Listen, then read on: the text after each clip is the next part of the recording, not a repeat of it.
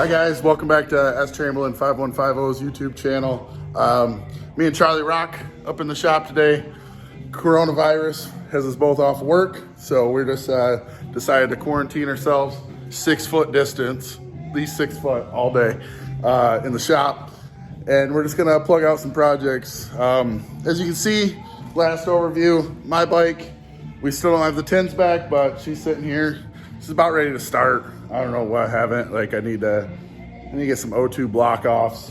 I need to put some oil in her, oil filter. Plug in the handlebars so she can fire up. Last little bit of powder coating going out for the Cop Glide, which she's starting to get in a little assembly. Here's Charlie's Cop Glide. Whole white frame. White frame. The motor bottom end in it. He wants to get some neck bearings in it today, maybe some wheels and tires. I think he put the tires on it last night. We probably should have did a video yesterday. Currently, I'm working on Mason Mary's bike. This Barnett clutch, Trask hub. I don't know if you ever dealt with one of these before, but you got to run the stock ring gear. Then you end up drilling out all the rivets where those 3/8 bolts are, and then press it out, press in a new bearing, get a new hub right here, and then new pressure plates. There's all the clutch plates up in there. A couple different kinds of springs come with it. Chase hasn't been here. There's no progress on this bike. He just doesn't want to work on it. He's gonna be mad at saying that, but no, it's going good. So we're gonna keep on plugging along. Maybe we'll get some more work done on Mason's bike today, and maybe we'll hear mine fire by the end of it. I don't know. You're just gonna have to stay tuned. So one thing I want to point out on this bike, this is a 2017 Road Glide. It's got a new Brock swing arm. This is the West Coast swing arm, what actually allows you, this would be about your stock shock height, +1, +2, give or take, whatever the actual math equals out to. But this is some 14-inch shocks on the back of here, and you can see how much space we have in between there. So all of us doing these chain drive conversions, I don't hear too many people talking about it, which I've dealt with this with my own bike and everything, is as you can see right here, we have our inner primary bolt goes through. You're gonna have to clearance your inner primary. Unless you just want your chain to do its own clearancing and just dig right in the aluminum. But I don't see, especially with this bike, this is pretty much as tall as you can go. It's got the Brock's West Coast swing arm. They have it, it's pretty much kissing the pan and everything. So when this chain is pulled tight, like it's right there. Like you're gonna have to do that. So I'll show you how the inner primary is. So this one, right there. Yeah, because this chain wraps up and around and you'll run into pretty much this whole support. So we were just looking at that bolt hole over there. So it's gonna hit all this. So you're gonna need a clearance about straight down. So we're gonna have to do that to this one.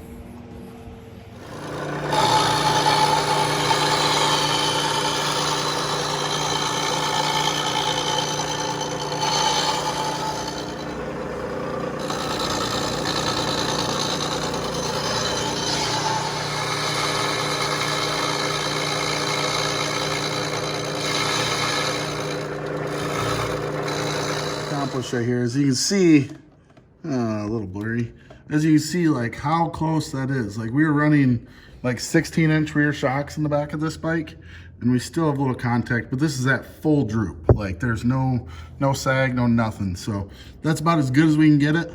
And everything, I think with a 24 tooth front sprocket, it might be that. I think doing a 25 tooth, which will make it a little bit bigger, would alleviate that, but I think we'll be fine when everything's at ride height.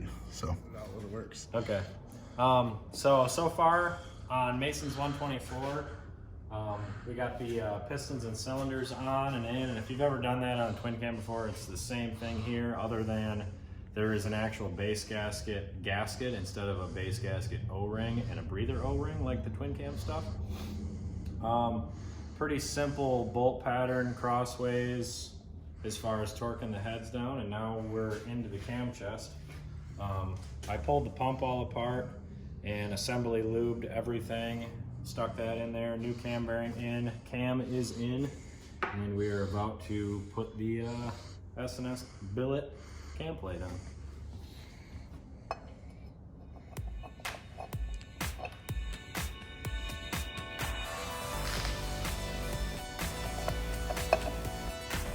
Make sure everything's all lined up there. Got your 6 hand track bolts here and hot tape.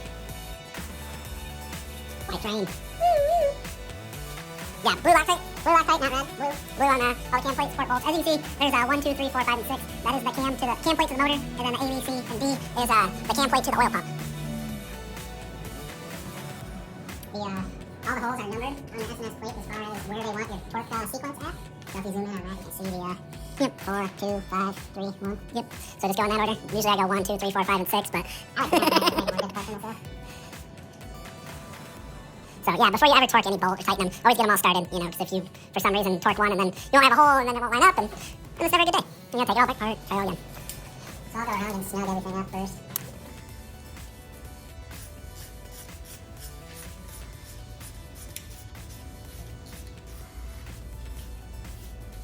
When snugging everything up, just because if you have a little Loctite left over in the hole, or somehow oil got in the hole and you didn't blow it out, you can hydro lock one of these really easy, really quick, and cast aluminum is not very fun to repair. Yeah.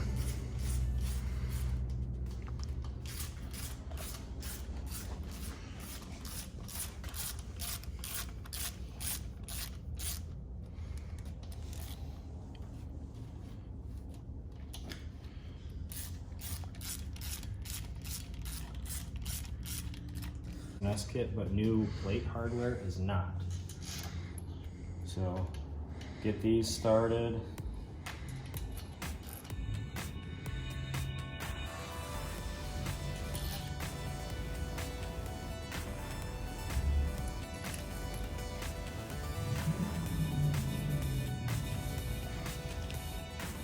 Now 90 to 120. I always stick around the 110, 120 range on cam truss stuff.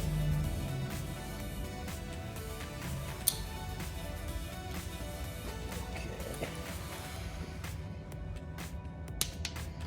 Click.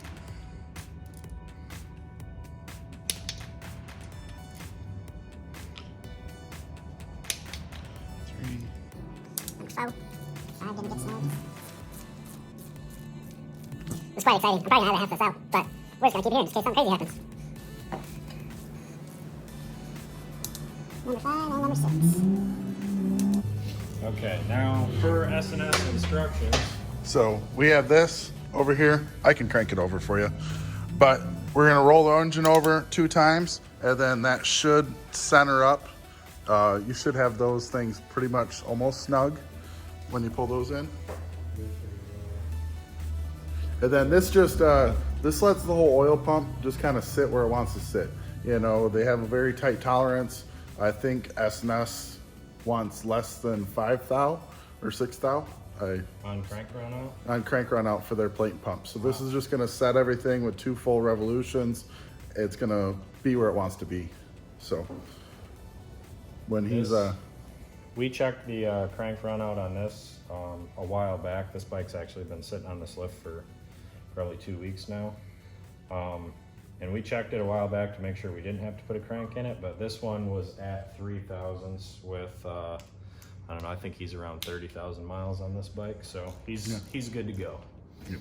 All right, so you got those snugged up? Yeah, they're snug. All right, we'll give the motor 2 full revolutions, then we'll do it to the flat part of the cam is straight up, because then it just makes it easier for the whole sprocket installation. So where are we at? Well, right there is perfect, actually. Right there. These are the same 90 to 120 inch-pounds.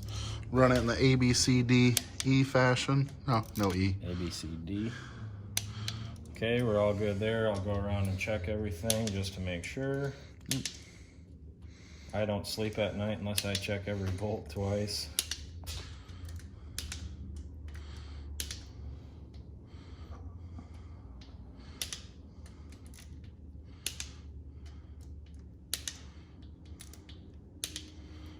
Perfect. Alrighty. Hey, look who showed up. Finally working on his bike, maybe? Okay, so whenever I do cam installs using a different cam than what came out of the motor, you always want to take a straight edge and tighten both your sprockets up. I didn't torque them or anything, but get them snug and tight. Take a straight edge and you hold them against where your chain is going to run. Can we get that angle? Yeah, oh, yeah, there we got that. Okay, so you're looking for daylight through behind the straight edge, and these seem to be aligned pretty well after I added a small shim to them.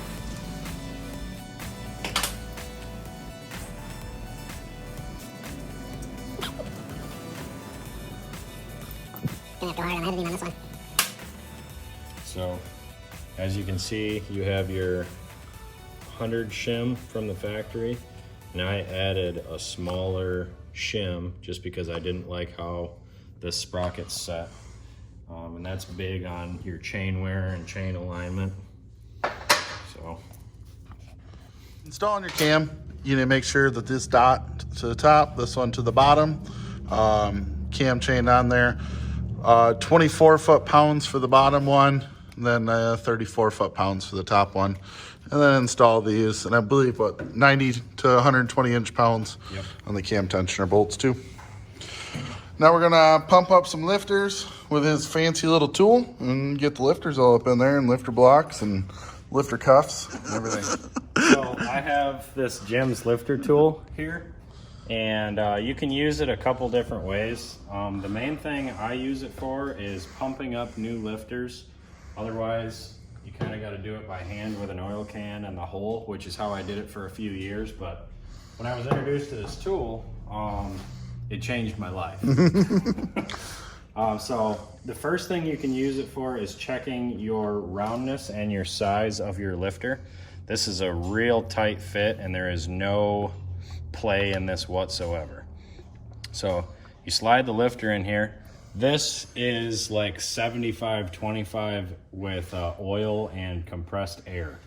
And after the lifter's in here, you can squeeze the trigger, and you see all the air bubbles coming out of the lifter. And this makes it a lot easier when you go to adjust your push rods and set your valves and rocker arms and everything later on down the road. These aren't all the way pumped up as if it was a running motor, but it's a lot closer and a lot easier than doing it with an oil can. I'm gonna add a little bit of air.